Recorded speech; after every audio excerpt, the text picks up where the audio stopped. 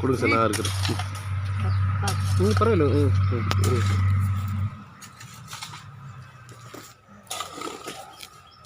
ஒன்று வேணுமா சார்? இருக்கு, வேணும் வேணும் வேணும். கட்டு அதோட இது வச்சு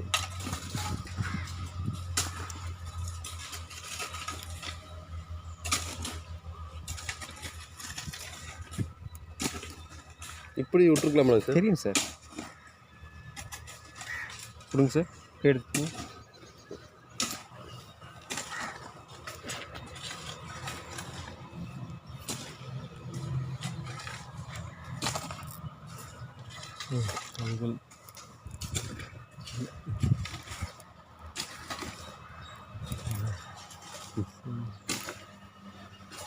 சார்.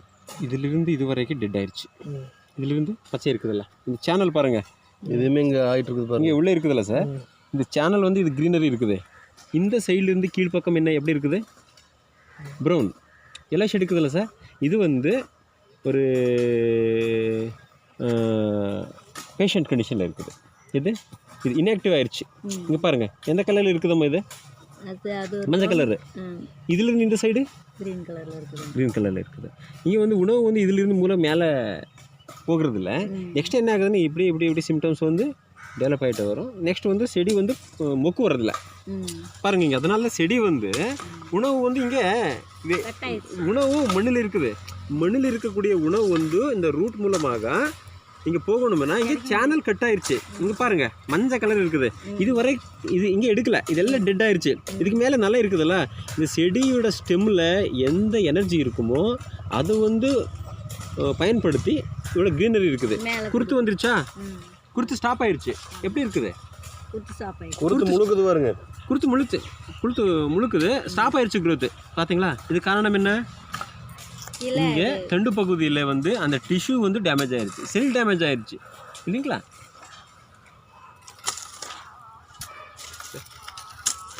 கேன்சர்.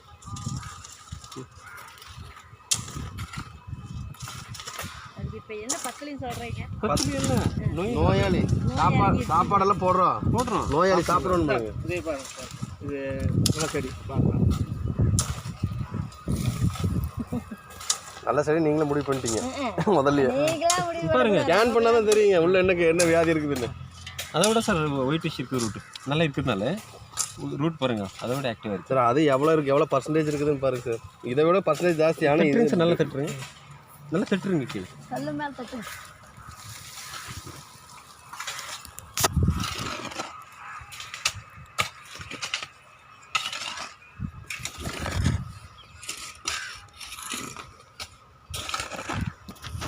சென்டராக போடுங்க சார், அப்போ கரெக்டாக இருக்கும்.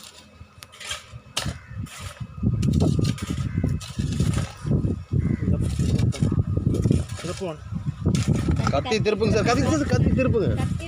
கரெக்டாக தான். ஆப்ரேஷன் ஃபெயிலியர் ஆகிடுமோன்னு பயம் சார்.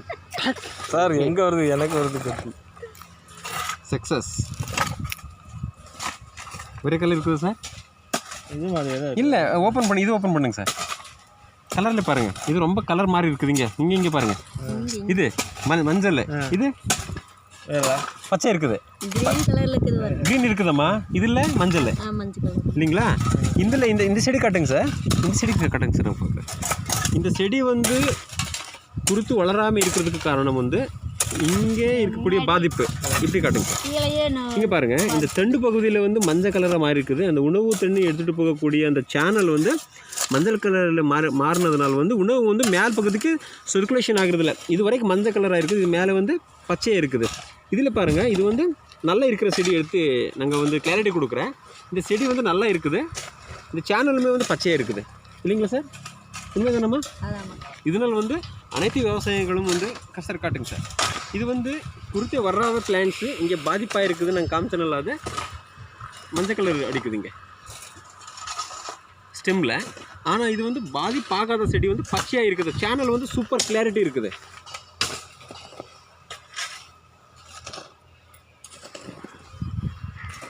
அதனால் வந்து அனைத்து விவசாயிகளும் வந்து இந்த மாதிரி வந்து சயின்டிஃபிக் இன்ஃபர்மேஷன் வந்து தெரிஞ்சுட்டு பண்ணும்போதும் அந்த பயிருக்கு எந்த மாதிரி வந்து சொல்யூஷன் கொடுக்கலன்ட்டு முடிவு பண்ணலாம். இது வந்து செடியின் மேல் பகுதி பார்த்து எதுவுமே வந்து டயக்னோஸ் பண்ணும்போது எனக்கு செலவு வந்து வீணமாக போகுது என்ட்டு எனக்கு வந்து இந்த வீடியோவில் தெரிவிக்கிறேன். மொத்தம் என்ன சொல்ல விரும்புகிறேங்க சார்? சரி, இப்போ வந்து சார் கூப்பிட்டுருந்தாருங்க, வந்து பார்த்தோம். பார்க்கும்போது பார்த்தீங்கன்னா இப்போ வந்து மேலே இலையெல்லாம் வளராமல் அப்படியே உட்கார்ந்தது மாதிரி இருந்துச்சு. நோய் பாதிப்பு அந்த மாதிரி இருந்துச்சு.